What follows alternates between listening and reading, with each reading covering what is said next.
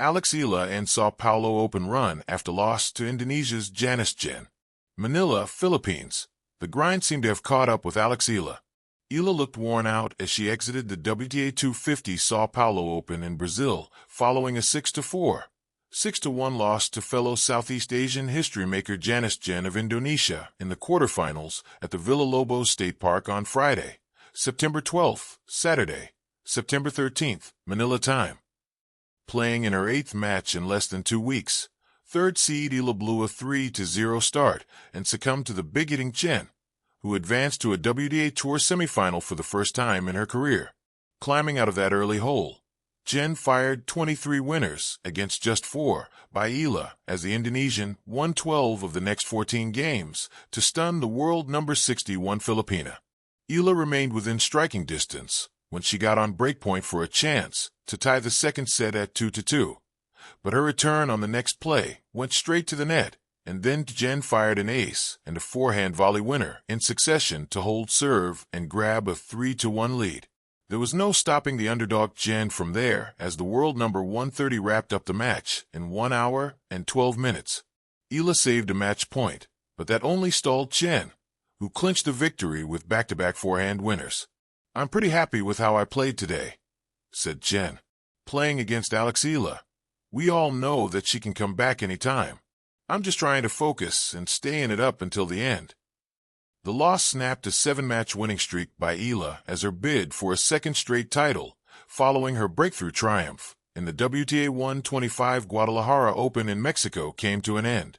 After winning all of her 5 matches in Mexico, Eala brought her fine form to Brazil as she beat France's Yasmin Mansouri and Argentina's Julia Herrera in the first 2 rounds to arrange a clash between 2 Southeast Asian trailblazers with Tjen.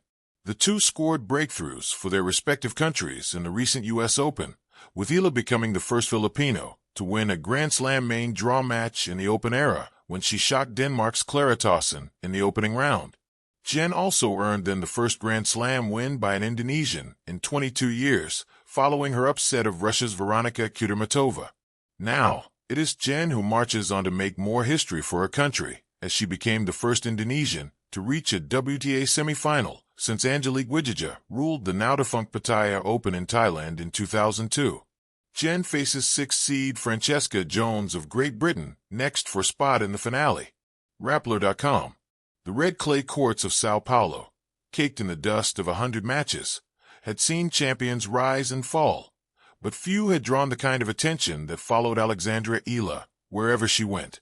She was used to pressure, used to whispers, used to being the one to watch. But this time, she walked off the court with something she hadn't expected, a loss that felt less like defeat and more like a quiet checkpoint on a long, unrelenting road. Chapter 1. A city of noise, a moment of silence. Sao Paulo was loud, a kind of chaos that wrapped itself around everything. Car horns, samba beats, the swirl of languages in the market near the players' hotel. But inside Alex Eala's hotel room the night before the quarterfinal, there was only silence. She was focused, maybe too focused. The Philippines' brightest tennis star had been in form all week, sliding on the clay like it was a dance floor, crushing forehands with the elegance of someone who knew their swing like a second language. Each one was clinical, not spectacular. But that's how Alex liked it, efficient, ruthless. Until she ran into Janice Tjen. Chapter 2. The match. It started normally. Eala took the first few games with the precision she was known for. Deep topspin, calculated angles, a surgical dismantling of Tjen's early rhythm. But something shifted in the second set. The Indonesian, quiet, intense, unflinching, began to absorb Eala's aggression and return it with interest. She wasn't trying to outpower Alex. She was trying to outthink her. Rallies lengthened. Eala's winners turned into errors. Tjen found her serve, and with every point won, a small crack appeared in Alex's composure. By the time the match reached the third set, the momentum had shifted. The Sao Paulo crowd, which had been politely partisan in Eala's favor, turned nervous. The chants quieted. The energy thinned. And then game, set, match, Tjen. Chapter 3. The walk-off. Alex didn't throw her racket, didn't shout. She just walked toward the net, shook hands, first with Janice, then with the umpire, and turned toward the exit. Her face was unreadable. Not anger, not sadness, just presence. She was there, processing it in real time. Back in the locker room, the air was thick with sweat and silence. A trainer handed her a towel. A coach offered a nod. No one asked what happened. They knew better. Chapter 4, what it means. This wasn't the first loss, and it won't be the last. But it was different, because it wasn't just a loss of points or placement in a draw. It was a loss to appear. Janice Tjen wasn't a legend, not yet. She was a college standout, a rising name, a player with talent and grit.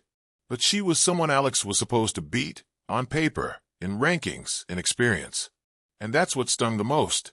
Because everyone watching saw it. Alex wasn't outplayed in terms of firepower. She was outthought, outlasted. And for a competitor like her, that's a lesson wrapped in humility. Chapter 5, the voice in her head. Later that night, in her room, with nothing but a cooling pack on her shoulder and the glow of the city outside, Alex replayed every point in her mind. She could hear the ghost of her old coach at the Rafa Nadal Academy. You don't lose. You learn. Easy to say, harder to live. Because losing still hurts. And when you're Alex Eala, the prodigy from the Philippines, the girl with the junior Grand Slam titles and the national expectations, the world doesn't always give you the time to learn. But tonight, Sao Paulo gave her something she hadn't felt in a long time. Space to be vulnerable. Chapter 6, Memory of a Shadow. Somewhere in the hallway of the locker rooms, Alex passed Janice again. No cameras. No crowd. Just two players with sore legs and tired eyes. They exchanged a glance. Nothing needed to be said. But Alex, being who she was, nodded and offered a small smile. Good match, she said. Janice, who had never sought the spotlight, nodded back. You made me earn it. And that was enough. Because in that moment, there was no fame. No legacy. No past. Just two athletes who had shared a battlefield of clay and emerged changed. Chapter 7, the weight she carries. Everyone always talks about the pressure, the expectations of a country, the spotlight of being the first. The girl who broke barriers for Philippine tennis. But few really understand what it feels like. Alex often felt like she played 3 matches at once. One against her opponent, one against her own nerves, and one against the weight of the flag stitched onto her sleeve. Umpires do.